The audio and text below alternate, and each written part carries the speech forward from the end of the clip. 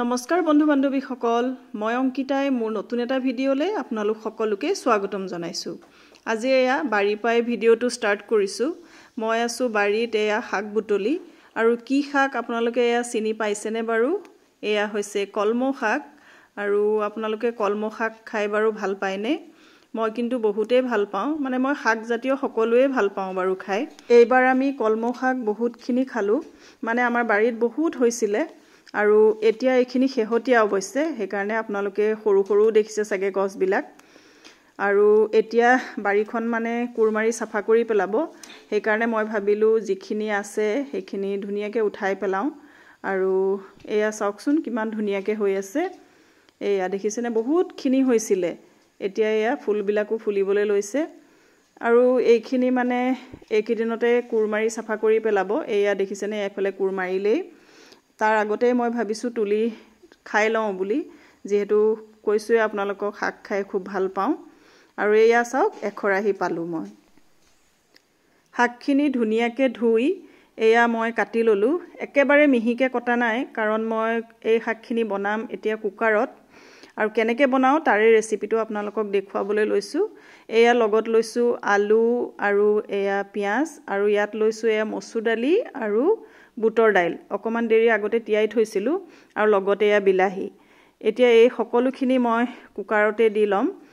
এয়া শাকখিনি ভৰাই লৈছোঁ, আৰু ইয়াতে মই এয়া এটা আলু আৰু এয়া এটা পিঁয়াজ দি দিছোঁ কাটি পেলাই, আৰু এয়া বুটৰ দাইল আৰু মচুৰ দাইল আৰু এটা লগতে জলকীয়া, আৰু এয়া দিলোঁ বিলাহী। আৰু ইয়াতে এতিয়া অকণমান মই দি দিছোঁ পানী, বহুত বেছিও দিব নালাগে, অলপ পানী দি দিছোঁ। আৰু এয়া লগত দিছোঁ হালধি আৰু জোখমতে নিমখ। আৰু এতিয়া মই কুকাৰৰ ঢাকনা লগাই এতিয়া 5টামান চিটি অহালৈকে মই গেছত বহাই দিম। 5টামান চিটি অহাৰ পাছত যেতিয়া ঠাণ্ডা হ'ব, তাৰপিছত আকৌ আপোনালোকক খুলি দেখুৱাই আছোঁ। এয়া চাওক কুকাৰটো ঠাণ্ডা হৈ যোৱাৰ পাছত মই এয়া খুলিছোঁ। এয়া ধুনীয়াকৈ চাওক বইল হৈ গৈছে গোটেইখিনি। এয়া দেখিছে নহয়, ধুনীয়াকৈ বইল হৈ গৈছে।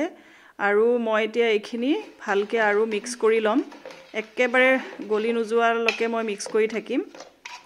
এয়া দেখিছে নহয়, যিমান পাৰোঁ সিমানখিনি মানে মিক্স কৰিম। আৰু তাৰ পাছত কি কৰোঁ আপোনালোকক দেখুৱাই আছোঁ, চাই থাকক ভিডিঅ'টো।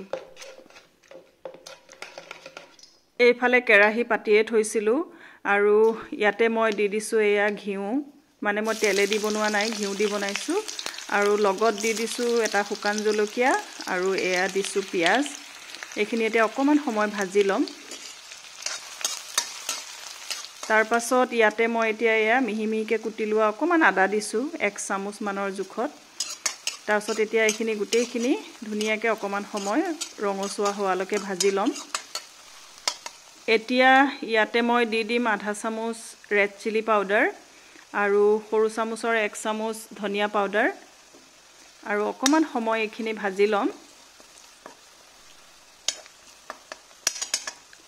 অকণমান সময় ভজাৰ পাছত ইয়াতে মই এয়া শাকখিনি দি দিছোঁ, আৰু দি পেলাই ভালকৈ এইখিনি মিলাই দিম এতিয়া। আৰু যিহেতু গোটেইখিনি হৈয়ে আছে আৰু বেছি সময় নালাগে, হৈয়ে যাব। এতিয়া ভালকৈ এইখিনি একদম মিলাই দিম, যাতে মছলাখিনি একদম শাকৰ ভিতৰত সোমাই যায়। আৰু গেছটো একেবাৰে চিমত দি 10 মিনিটমান মই এনেকৈ থাকিবলৈ দিম।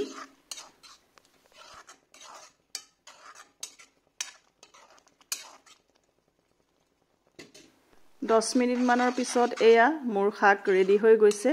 বিৰাট ধুনীয়া চেণ্ট এটা ওলাইছে, বিৰাট টেষ্টি হ'ব যেন পাইছোঁ। আৰু এয়া মই এতিয়া গেছ অফ কৰি দিলোঁ।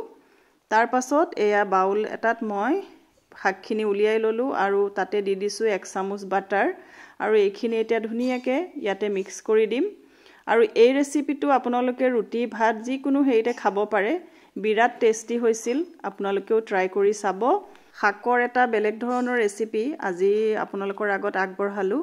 কেনেকুৱা পালে আপোনালোকে কমেণ্ট কৰি জনাব। আজিলৈ আহিছোঁ, আকৌ এটা নতুন ভিডিঅ'ত লগ পাম। Bye bye.